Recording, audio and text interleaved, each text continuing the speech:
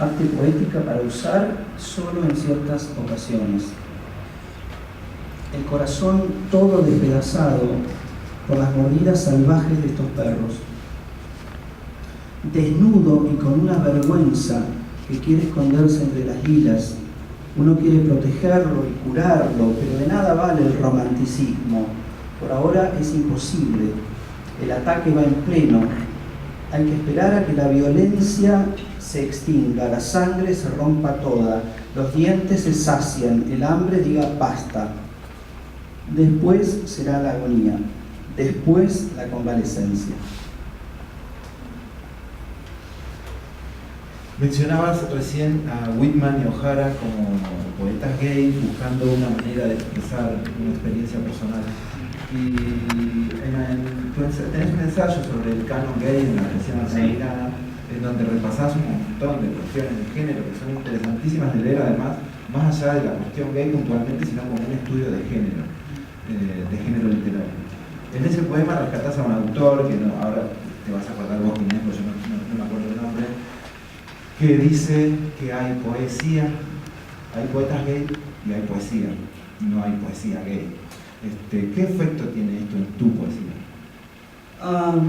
Bueno, primero que hice el estudio de eso en parte porque también daba poesía gay en la universidad, poesía gay lesbiana, unos cuantos años en literatura comparada.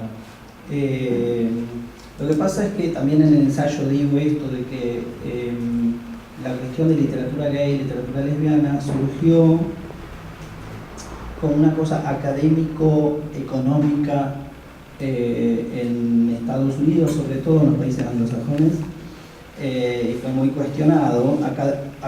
Surgió como algo académico porque hubo estudiosos que dijeron, bueno, que a ver qué características reúne un tipo específico de literatura, y económico porque después las cadenas de libros empezaron a reservar estanterías para vender esa literatura específica para una audiencia, una target de público. Claro,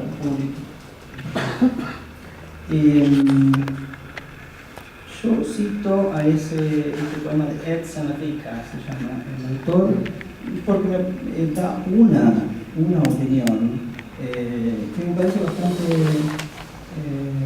interesante, creo que tiene razón, porque la etiqueta esa de literatura gay, literatura lesbiana fue muy atacada como una especie de recurso para justamente hacer que se leyera, incluso a gente que quizás no se leería si no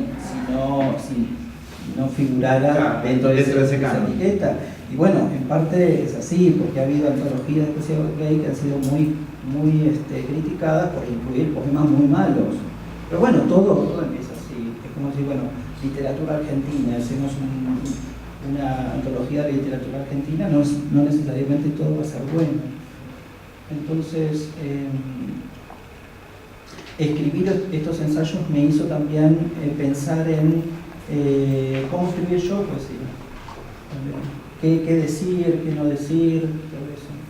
Tu pregunta sobre la poesía confesional, pero yo no creo que yo escriba poesía confesional, pero me hizo cuestionar a ver hasta, o sea, si Anne Sexton escribe balada de la masturbadora solitaria y Sylvia Plath dice, bueno, me voy a suicidar en un poema y todo eso, bueno, hasta dónde decir, qué palabras elegir para decir algunas cosas, construir imágenes, todo eso. Sí, muy importante. Bueno, como verán, es un tema encarar la obra de Fabián porque es ingente. Es el único poeta que conozco personalmente del que se puede usar este adjetivo, realmente ingente. Ingente, la es obra bastante feo. Es un montón de poesía que tiene, y no quiero que desaprovechemos la oportunidad, así que están todos invitados a participar. Sé que algunos de ustedes lo leyeron un montón, les encanta la literatura de Fabián, así que si tienen alguna pregunta o algún comentario para hacer, este es el momento, porque no me siento capacitado para recorrer yo solo toda esta obra, que es enorme. Y no sé si alguien tiene ganas de Allá, Juani. ¿Cuál es el criterio para el uso de la intertextualidad? Porque siendo incluso que hay tantos idiomas, y aparece Ginsberg en el medio, citado en inglés y en el medio otro poema y después partes suyas y demás. ¿Cuál es el criterio para seleccionar eso, sea más explícitamente o más implícitamente? Para usarlos en para hacer uso de la intertextualidad del poema. El único criterio es que es casi, mira, el de la utilidad, Sí. que me resulte útil para ese poema. No, y hay un criterio, un principio anterior que es que me guste, que me llame tanto la atención que yo diga, esto lo tengo que usar, esto lo tengo que poner en algo que yo escribo. ¿Entendés? En el sentido de que la anoto en un cuadernito, en una libreta, esto en algún momento lo voy a usar. Y después el segundo principio es el de la utilidad. Estoy escribiendo un poema, digo, me parece que eso que tenía anotado va justo a... O sea, se remite muy a este poema en particular. Sí, claro. Sí, que no podría ser usado en otro. Yo creo que esas son las dos maneras. Perdón, Mariana, a mí ese recurso de los préstamos intertextuales me remite mucho a la poesía de Jaime Gil, que también toma préstamos de seres admirados, cuyos versos le resultan funcionales en su poesía, es un recurso que utiliza mucho también. Sí, en realidad es un recurso bastante común en la historia de la literatura, no solamente en poesía, y en realidad la citación de versos ajenos y palabras ajenas y todo eso es algo que advertimos quizás en la poesía más contemporánea porque está hecho más explícito, está hecho más evidente, pero si estudiamos poesía latina y griega era como que se copiaba mucho, ¿no? Shakespeare, yo enseño Shakespeare en literatura inglesa y él sacaba todas las historias de las historical plays, las dramas históricos de Holinshed y copiaba a Holinshed. O sea, obviamente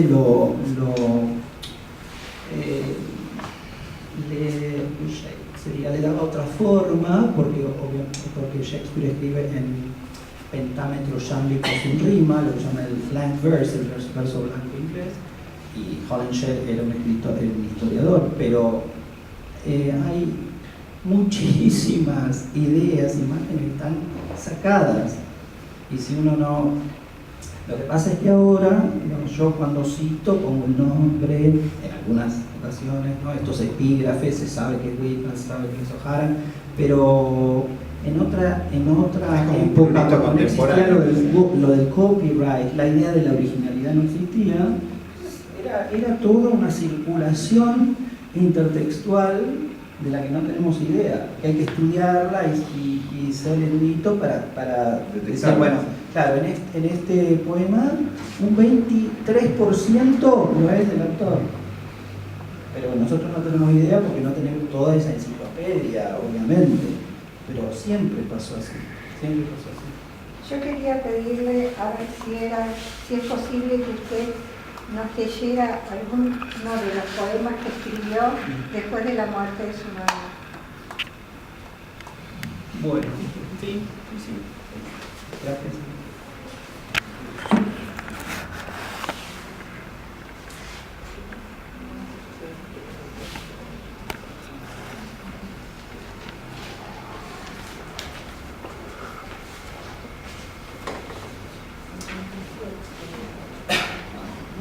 La serie se llama El visitante inesperado, poemas del cáncer, septiembre de 2011.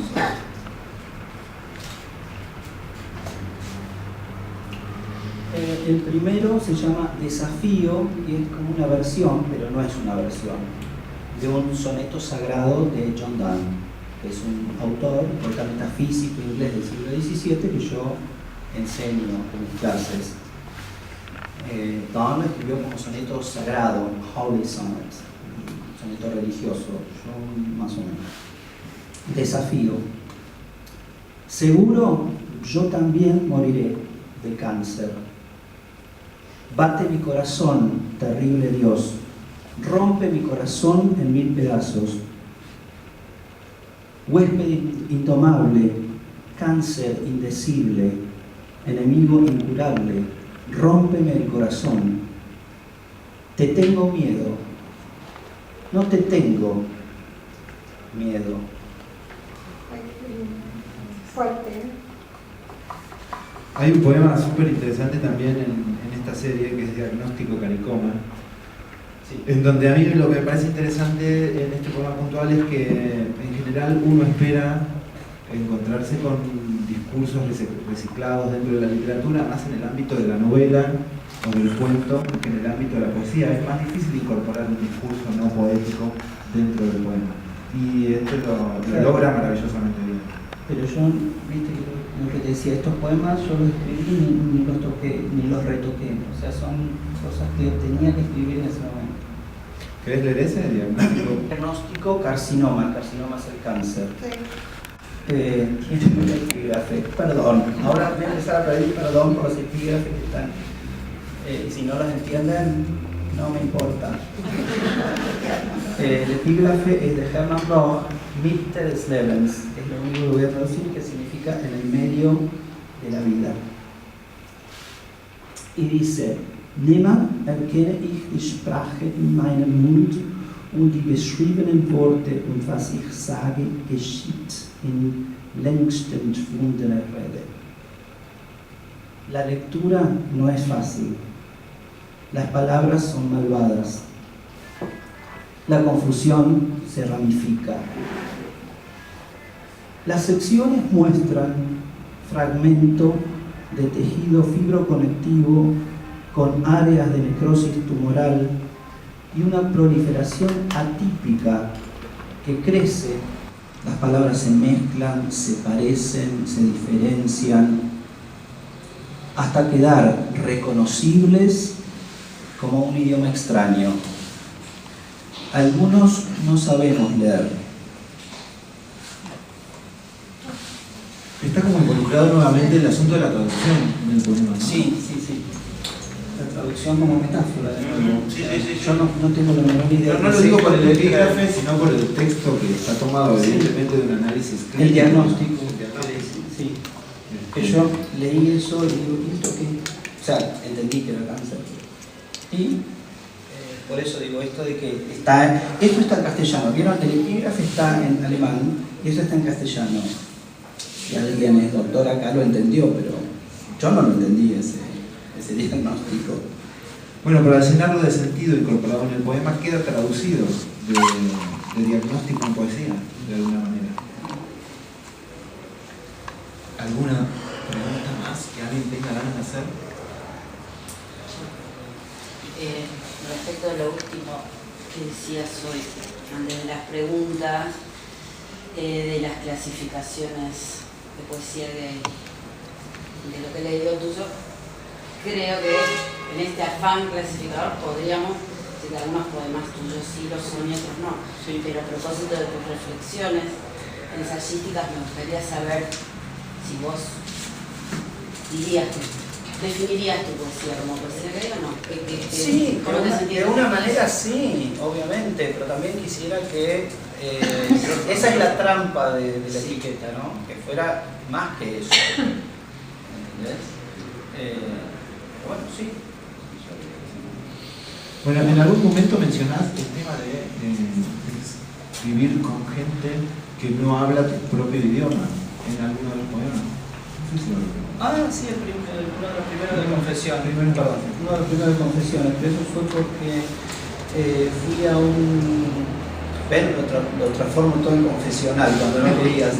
No, eso fue porque me invitó Arturo Carrera, lo conocen, el poeta Arturo Carrera, a Estación Pringles, que es un programa que tiene en Pringles, donde él nació, un programa de poesía.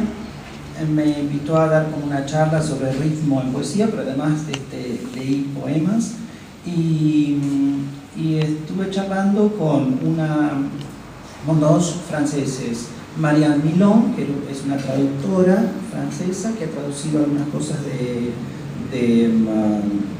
Macedonio, Fernández, y Jorn Cangrelin, que es un traductor francés, pero traductor del alemán, y estaba en Pringles en Pringles y no sabía una sola palabra de castellano. Entonces, bueno, yo sé francés, charlé con él, pero pobre, lo veía siempre un poco aislado, porque todos hablábamos en castellano. Y entonces él dice, me siento, estoy en esta inmersión brutal de la lengua española, me dice en su conversación conmigo. Entonces me acordé de esa frase y la puse como epígrafe, la inmersión brutal en una lengua extranjera, ¿no? Eso de semi-entender y no entender, me pareció interesante y lo incorporé al poema. ¿Lo leo al poema? Dale. Y Jörn Carolin había dicho de mon immersion soudaine, súbita y brutal en la lengua española. Mi corazón da saltos.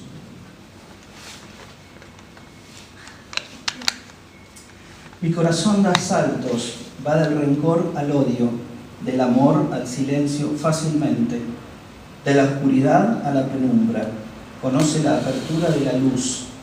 Muchas veces mis dedos tamborilean, mis manos no se quedan quietas, mis ojos recorren todo lo visible como buscando aquello que no se encuentra en el campo visual. ¿Por qué entonces? Jamás estuve en un país donde no hablaran mi lengua. Siempre me pareció vivir en un país donde no hablaban mi lengua. Hay 6 tipos de secuencias textuales: narrativa, descriptiva, dialogal, instruccional, explicativa y argumentativa. Se puede elegir según la delicia del corazón o en contra. La inmersión en el lenguaje puede ser brutal, causarte enojo, ahogo, muerte, melancolía. Pero nunca te olvides de que nunca se trata solamente de hilar palabra con palabra, como en esas amables y alegres guirnaldas de papel crepe que se cuelgan en la fiesta. La melancolía puede matar. El acto de escritura, rescatar una memoria. El papel con sus signos, ser el doble de tu propia conciencia. Nunca es solamente el salto del corazón, es su sobrevida. ¿Hay un intento en alguno de tus poemas de trascender lo puramente textual o lo puramente literario? ¿Hacia dónde? Pienso en este que acabas de leer, porque yo lo tengo muy asociado con este poema, eso que acabas de leer. Este que se llama Se dejan las inscripciones y que es de La intemperie sin fin.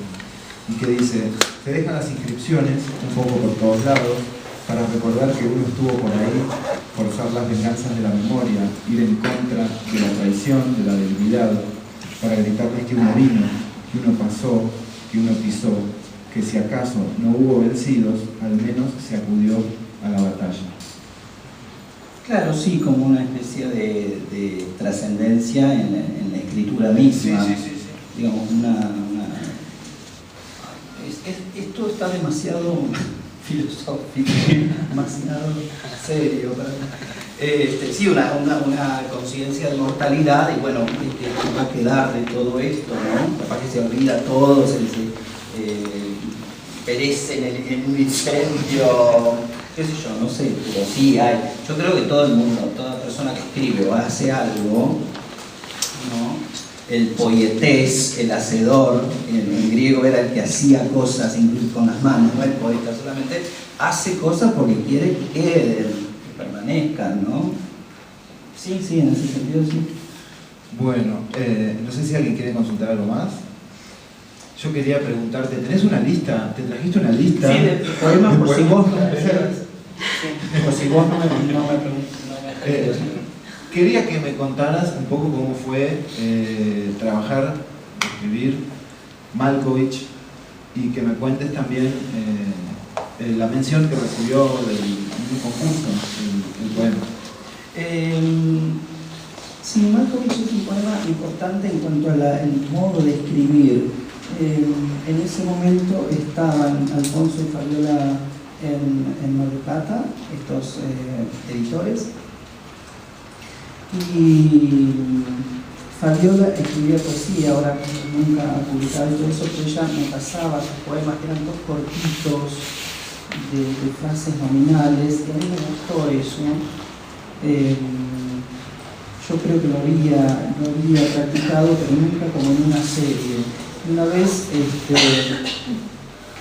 leí una especie de nota a John Malkovich, no en una revista normal, digamos, de chisme, sino en una que yo compraba se llama Speak Up, para estudiar inglés. Y entonces tomé notas de los datos que había sobre la vida de Malkovich y los fui usando en esta serie de poemas. Y como una especie de práctica, no sé, no estaba muy seguro.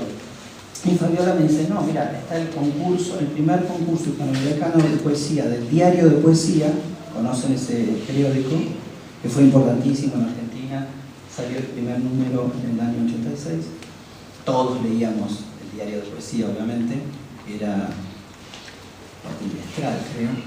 Y según yo recuerdo, fue la única publicación de poesía que se conseguía en los puestos de diarios. Claro, En todo el país, a la manera del antiguo CEAL, el Centro Editor de América Latina, que vendía los fascículos en los kioscos. Era lo que quería Boris Spivakov, y por eso los militares le quemaron todos sus libros. Entonces Fabiola me dijo, no, mandalo al concurso del Diario de Poesía. Lo mandé, pero yo lo mandé al concurso en el primer semestre del año 94, y en agosto ya estaba en Estados Unidos.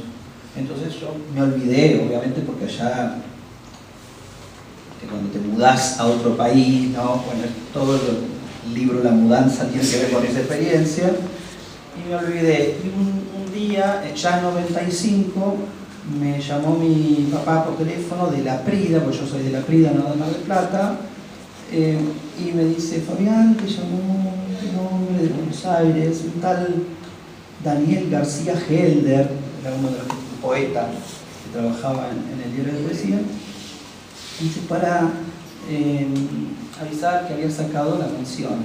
¿Qué? Digo yo, porque papá no tenía idea, obviamente, y entonces papá me dio el teléfono de Daniel y lo llamé a Buenos Aires, desde Dallas, para decir, ¡ay, qué buena noticia!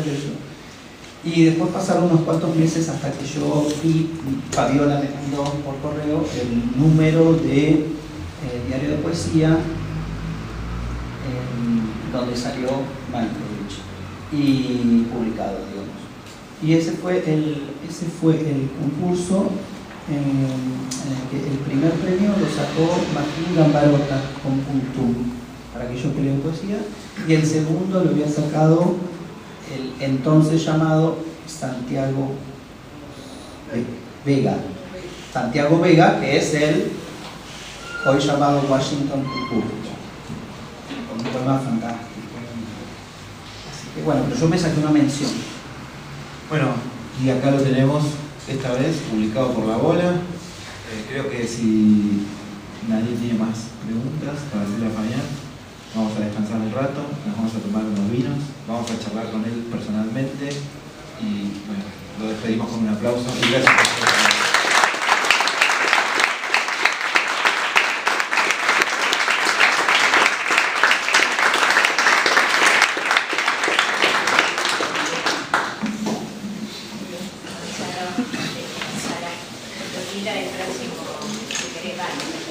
Es cierto, me piden que recuerde que el próximo mes vamos a estar con el compañero Sebastián Chilano teniendo una charla aquí mismo, así que están todos invitados. Ahora no me acuerdo el día exacto, pero es el último sábado de cada mes a las 5 de la tarde.